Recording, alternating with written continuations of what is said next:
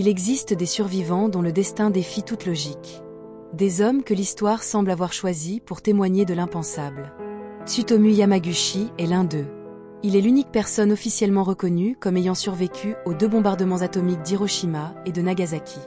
Un homme ordinaire, plongé au cœur de l'apocalypse. 2 fois. Le 6 août 1945, Yamaguchi, ingénieur naval de 29 ans, se trouve à Hiroshima pour le travail.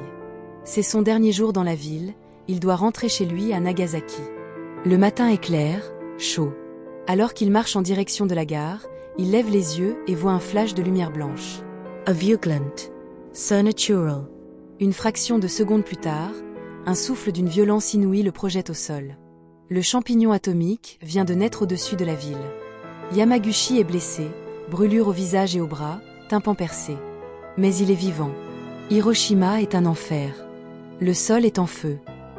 Les survivants errent, le corps calciné, les yeux brûlés. Yamaguchi trouve refuge dans un abri, puis, le lendemain, contre toute attente, il réussit à prendre un train pour rentrer à Nagasaki. Il rentre chez lui, brûlé, choqué, titubant. Il raconte à ses collègues ce qu'il a vu à Hiroshima, mais personne ne comprend.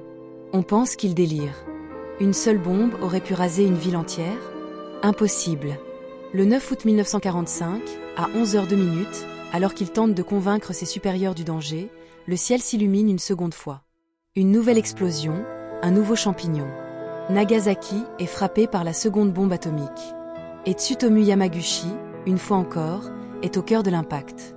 Cette fois, il est protégé par un mur, ce qui lui sauve la vie. Il est projeté au sol, une nouvelle fois blessé, mais il survit encore. Yamaguchi perd des amis, des collègues, des membres de sa famille. Les 2 villes sont réduites en cendres. Il passe les jours suivants à chercher de l'eau, de la nourriture, à enterrer les morts, à tenter de survivre dans un monde post-apocalyptique. Sa femme et son fils, eux aussi blessés, survivent. L'humanité vient de franchir une ligne invisible. Le monde ne sera plus jamais le même.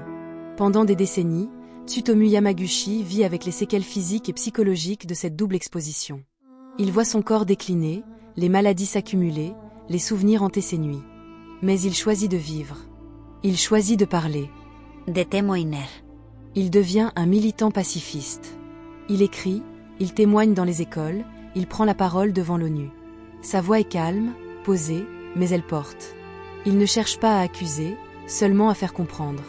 Comprendre ce que signifie l'arme nucléaire, ce que vit un corps humain exposé à cette lumière blanche. Il dira, les êtres humains ne doivent jamais refaire ce chemin. Je ne veux pas que mes souffrances soient inutiles. En 2009, le gouvernement japonais reconnaît officiellement son statut de double survivant. Il devient alors un symbole mondial. Non pas de la guerre, mais de la résilience. De la paix. Du courage. Tsutomu Yamaguchi meurt en 2010, à l'âge de 93 ans. Il aura vécu plus longtemps que la plupart de ses contemporains, porté par une force intérieure rare, par une mission plus grande que lui. Il a vu l'apocalypse. 2 fois. Et il a décidé de la raconter, pour que jamais personne ne la revive. Son nom est une prière, un avertissement, un monument silencieux à la mémoire des victimes et à la folie des hommes. L'histoire a fait de lui un témoin unique, et son témoignage est une leçon pour l'éternité.